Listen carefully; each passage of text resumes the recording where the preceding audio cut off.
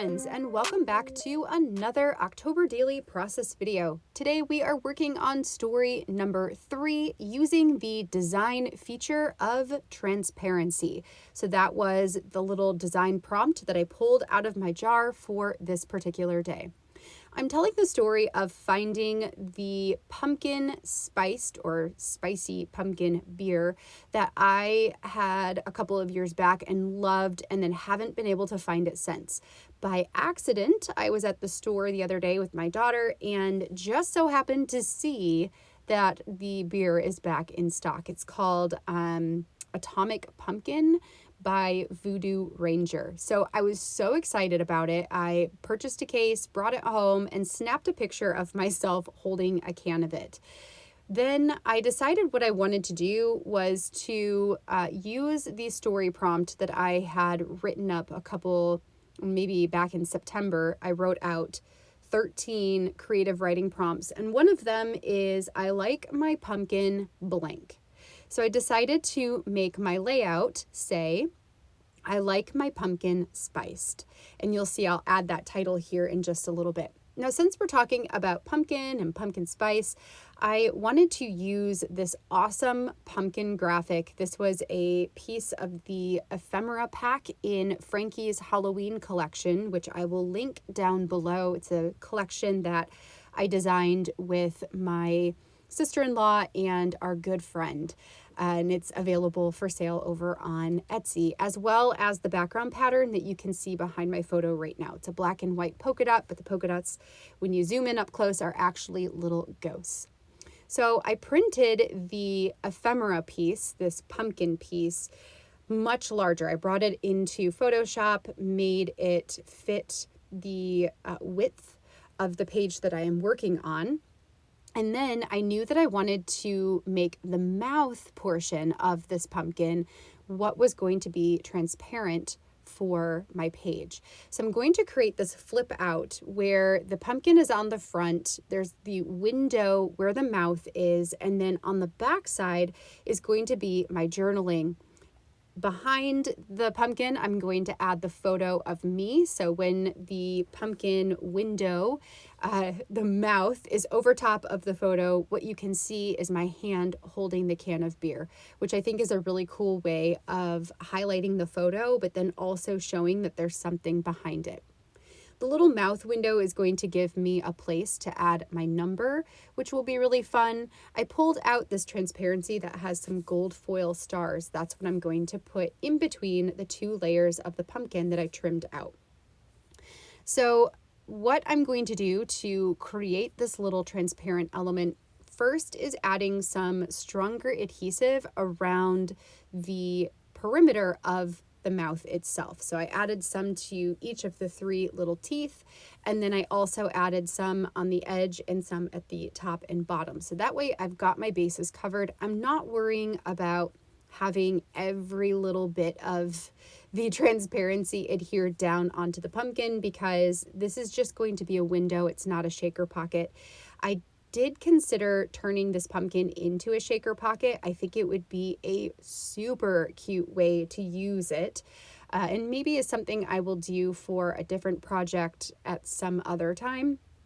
If I were doing that, I would also trim out the eyes of the pumpkin so that you could see the shaker bits in all of those different sections as though it were a cutout piece of the pumpkin itself. Another fun way I thought about using this is taking some of the Tim Holtz tiny fairy lights and adding those into some kind of pocket situation where the mouth and the eyes are cut out, and then you have the fairy lights, and then maybe you have a backing piece so you can push a button and the inside of the pumpkin lights up like a jack-o'-lantern. I think that would be super cute too. So lots of different ways to think about using digital products like these ones. For me, because I am creating my album inside of a vintage children's book that I have deconstructed, and I will put it back together and spiral bind it, because I am working in that type of album, it is going to be key for me to keep things fairly thin, fairly flat. So that's why I chose to make this a flip out instead of a shaker pocket. Now I have the transparency all adhered down on the back side there. For the flip out portion, I took a small piece of copy paper that I trimmed down to 1.5 inches by 2 inches, folded it hot dog style, and then adhered it onto the edge of the pumpkin itself. I also could have put this at the bottom or at the top. So keep that in mind if this is something that you want to repeat. It might be a little bit more stable even if it was a flip down versus a flip out to the side. But, you know, that's okay. It's still going to work just fine. Then I moved the second part of the flap out of the way and adhered the front of the pumpkin to the journaling side or the back side of the journaling pumpkin. So then that became its own piece. Then the flap that I had moved out of the way, I added adhesive to that and stuck it down to the back side of the pumpkin shaped photo. So now we've got this little flip out, and once I adhere this down onto the page, it will function the way that I want it to. Before I go about actually adhering the pumpkin onto my page, I'm going to create my title using stamps. For this, I pulled out 2 different stamp sets. The first that you're going to see here is Totally Cool from Allie Edwards, designed by Allie and Laura Wanzik. It's a really funky kind of, I don't really know how to explain it. It's like very retro. It's from the Nostalgia collection, so it just feels almost teenagey to me. It has an outline shape with a drop shadow, and the letters themselves are kind of funky looking too, a little wonky, and I like it. It seems, for me, it's perfect for an October daily album where you're making a page that maybe doesn't have the creepy factor. It's more of a spooky, cute kind of page, which is definitely the vibe of this one. I stamped out Pumpkin Spiced in the Totally Cool Alpha, and then I have a very small sans serif alpha from Feed Your Craft. It's no longer available because Feed Your Craft is no longer in business, but I have this smaller alpha, and really any small alpha will work. And so above Pumpkin Spiced, I stamped I like my, so I have the full title, I like my pumpkin spiced. With my title on the page, next what I'm going to do is add on some different embellishments. I went ahead and stuck down the pumpkin itself. Because I wanted to have a little bit more color or just some more color, at least in the polka dot portion of the page here, I had pulled out a collection of these wonky, colorful stars that I have in my embellishments. They come from all different kinds of kits.